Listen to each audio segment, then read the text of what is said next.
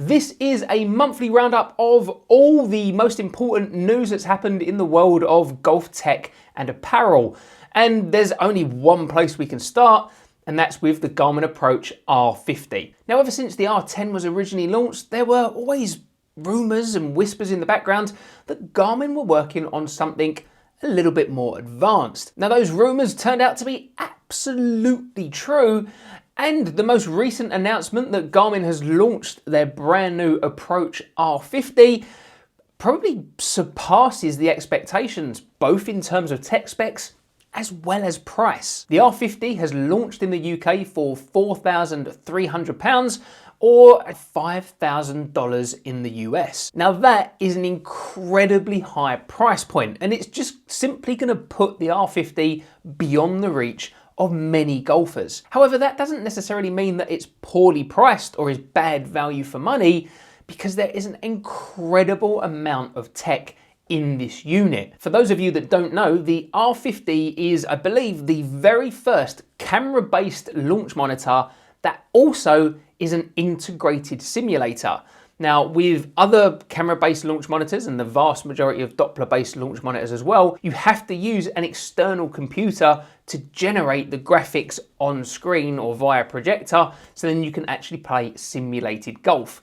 With the R50, they've actually basically put one of those high-end PCs and the components into the unit itself. So this does away with the need for the expensive third-party PC, and instead simply has a HDMI cable which you can plug into at the back, straight into your projector or your TV screen, however you set up your home simulator, and you are good to go. That's it. So yes, this is an expensive unit in isolation, but that alone is worth an incredible amount of money and is a fantastic innovation. So as I mentioned, the R50 is a camera-based system, something similar to a GC Quad or probably more closely resembling the Bushnell Launch Pro. But it also has a 10-inch touchscreen integrated onto the top of it. Now, that touchscreen seems to be pretty versatile, and according to the initial reviews coming out, is a very well put together touchscreen. It's nice and responsive and kind of feels like an iPad to use, which is great to hear when you're spending that kind of money on a product. You want it to be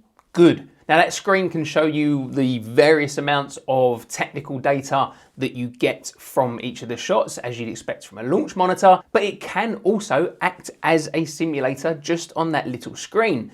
Now, the reason why that's there is because the unit is designed to be portable. So it actually comes with a rather nice looking backpack style case, and you can take it to the driving range and then play simulated golf wherever you want. Now, that's just never been done before, and so is an incredible innovation. However, how many golfers are really going to want to lug around a £5,000 computer with them to the driving range, put it in the boot of their car, traveling around with it? Personally, I'm not rich enough to be taking that risk. It does have the ability to run a range of launch monitor and simulator programs within the unit itself. So if you sign up to one called GS Pro, or I think E6 or other versions, then they can be run in the unit. Now, I haven't been sent one of the units from Garmin, and at £4,300 here in the UK, it's a little bit above my price range to buy with the money that I make from this channel to then review for all of you. Maybe some point in the future, Garmin will be nice enough to send me one, and if there's anyone else out there who wants to send me one to review, I would gladly check it out and give my honest opinions. But I've got to admit that Gabe over at Let's Play Through, as well as Sean at Breaking 80, have done some really good initial videos, so you should definitely check them out if this is a product that you are interested in. Keeping on the subject of Garmin, there just might be a new watch on the way.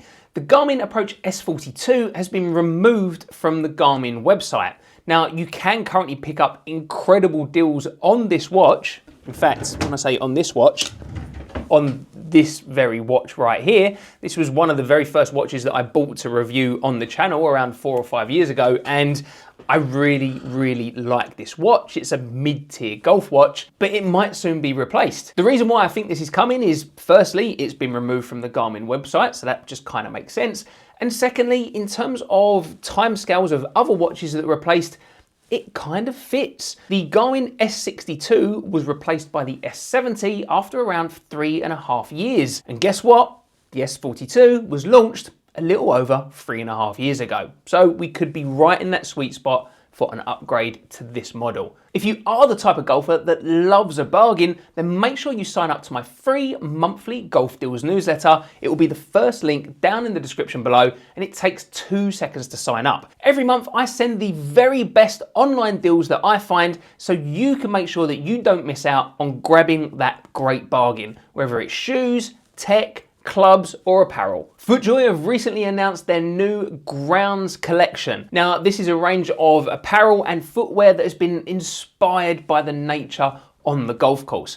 Basically, it means that there's a lot of greens and browns and earthy tones, and I've got to admit that the 2 pairs of shoes included in this collection look rather tasty. The Traditions seem to have a retail price of around £130 and have got a nice hint of green. It's nice and subtle on them. And then there's also the Field LX models, which haven't yet launched, but I think are going to retail for around £190. Should be launching anytime soon. Keep an eye out for those. Footjoy are also doing another collaboration with Malbon. Now, this was only just announced a few days ago on their social media. This is a collaboration which has been inspired by stingrays.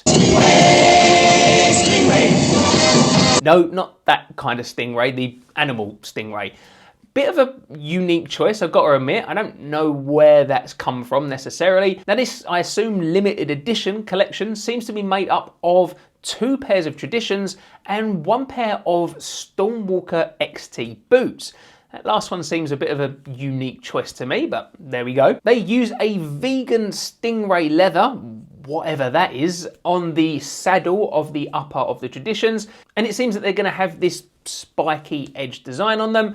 These are due to launch Friday the 15th of November. I'm pretty sure these are going to be pretty limited quantity, so make sure you check out the Malbon website. That's where you'll be able to pick these ones up. Under Armour are a brand that maybe you wouldn't realise are doing as well in the golf shoe market as they actually are. Under Armour released a press release which said that their Hover Fade 2 spikeless golf shoes were in fact the #1 selling golf shoes in the UK for the first half of 2024. They went on to say that they are further cementing their dominant #2 position in the UK golf footwear market. Dominant #2 position is a bit of a juxtaposition, I suppose, because you're not as dominant as the #1s, but you're more dominant than everybody else below you. But I just don't think that people really realise how popular Under Armour are. They stated that their share in the UK golf footwear market is now around 21.5%.